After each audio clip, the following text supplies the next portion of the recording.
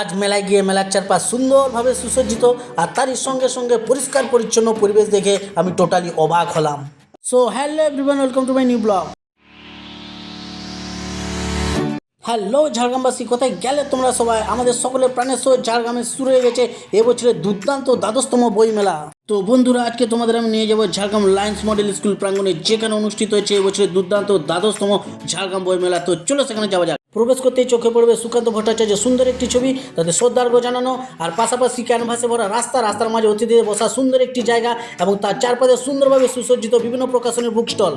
আর এই বুক স্টলে রয়েছে বড় বড় অক্ষরে লেখা বিভিন্ন ধরনের বই, সেটা কবিতা হোক কিংবা গল্পগুচ্ছ, রচনা অথবা উপন্যাস। এই বই পাঠের মাধ্যমে সমাজকে শিক্ষিত করা যায়, শিক্ষিত সমাজের মেরুদণ্ড শক্ত করা যায় এবং এই শিক্ষার আলোয় অন্ধকার দূরীভূত করা সম্ভব। এছাড়াও এক কোণে ছিল একটি ছোট্ট স্টেজ, যেখানে কচিকাচাদের আবৃত্তি এবং সাংস্কৃতিক অনুষ্ঠান হয়ে চলেছে। ভেতরের সঙ্গে সঙ্গে বাইরের পরিবেশও দুর্দান্তভাবে লাইট দিয়ে সুসজ্জিত ছিল।